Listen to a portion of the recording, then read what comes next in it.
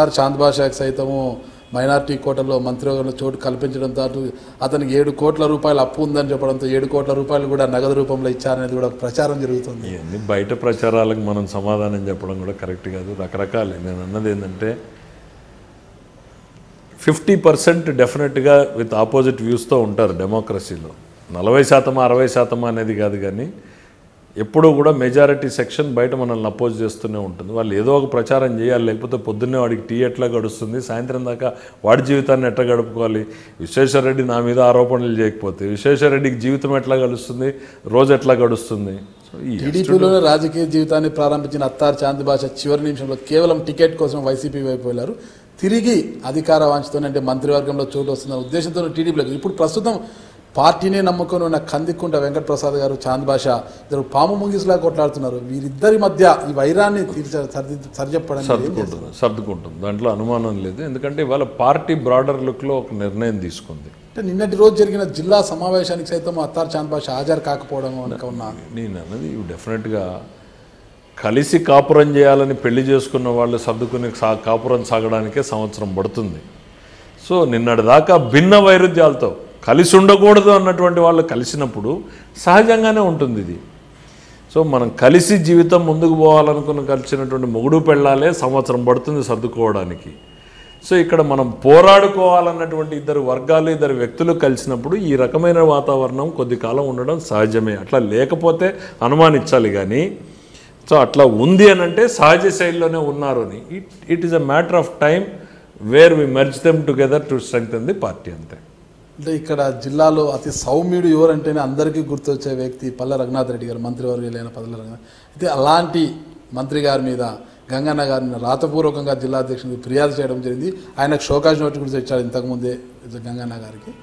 అయితే ఆ ఫిర్యాదు మీద మీరు ఎలా చూస్తున్నారు? అంటే దాని మీద ఫోర్మెన్ కమిటీ వేస్తున్నట్లు కూడా తెలుస్తుంది. అంటే నేను ఆ పర్టికులర్ ఇష్యూలోకి డెప్త్గా పోలేదు కాబట్టి నిజంగా నాకు తెలీదు. తెలుసుంటే చెప్పున్నాను. అది ఎంతవరకు ఒక మంత్రి మీదనే వ్యతిరేకంగా లేఖ రాశారు. So that is the democracy in Telugu Desam party. దాన్ని ఆ కోణంలో ఎందుకు చూడకూడదు? అంత స్వేచ్ఛ మేము కార్యకర్తలకి ఇస్తున్నాం అనేటువంటిది ఎందుకు చూడకూడదు? అది ఉంది కాబట్టి తెలుగుదేశం పార్టీలో ఇవాళ ఇంతమంది వస్తున్నారని ఎందుకు అనుకోకూడదు?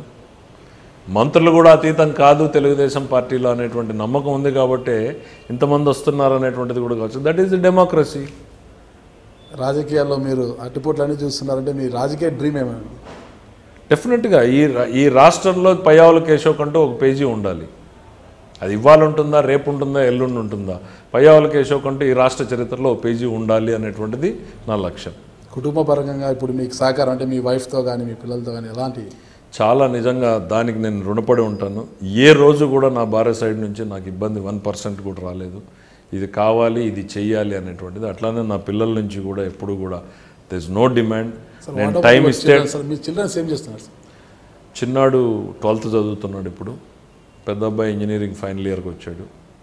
సో వాళ్ళందరికీ చెప్పింది ఒకటే లక్ష్యం నేను చెప్తాను, మీరు కోరుకున్న దగ్గర చదివిస్తా, దాని తర్వాత ఆస్తులు మాత్రం మీరు ఎవ్వరు కూడా ఆశించకూడదు. Prove yourself, you have to be on your own. అందరిలాగానే బస్సులో వెళ్తారు, అందరిలాగానే బస్సులో వస్తారు. నేను కేర్ ఆఫ్ సోన్స్ అని చెప్పుకునే అవకాశాన్ని ఉండకూడదు, ఆ నెసిటీ మీకు రాకూడదు. Tell what you are to the people than what your father is. మళ్ళీ జిల్లా అధ్యక్ష పదవి వస్తే చేసే అవకాశం ఉంది? అబ్బో, అంత ఓపిక నాకు లేదు. మొత్తం మీద ఇప్పుడు మన వాహనాలు ఎక్కువ మార్చు, పలాంటి వాహనాల్లో తిరగాలనే కోరికలు ఏమైనా ఉన్నాయా? నాకు వాహనాల మీద ఉన్నది కానీ వెపన్స్ మీద ఎక్కువ ఉంటుంది. వెహికల్ ఏదన్నా కంఫర్టబుల్గా ఉంటుంది కానీ వెపన్స్ మీద కాస్త మోజు ఎక్కువ ఉంటుంది. ఎందుకలా? ఏమో మరి చిన్నప్పటి నుంచి కొంచెం రాజకీయంగా అభివృద్ధిని కాంక్షించే మీరు వెపన్స్ అంటే చిన్నప్పటి నుంచి బాగా ఇంట్లో వెపన్స్ చూసే పెరిగా నేను. మంచి మంచి రైఫిల్స్ ఉండేవి గ్రాండ్ ఫాదర్ టైం నుంచి. ఫాదర్ వాడినటువంటి రివాల్వర్స్ కానీ పిస్టల్స్ కానీ. సో ఆ కొన్ని ఇవాళ చిన్న కుర్రాన్ని స్కూల్లోకి వెళ్ళి ఏమవుతావు అడిగితే పోలీస్ అంటాడు. వాడికి ఆ ఫ్యాన్సీ ఎందుకనంటే ఎందుకు అనే చెప్పలేము మనం.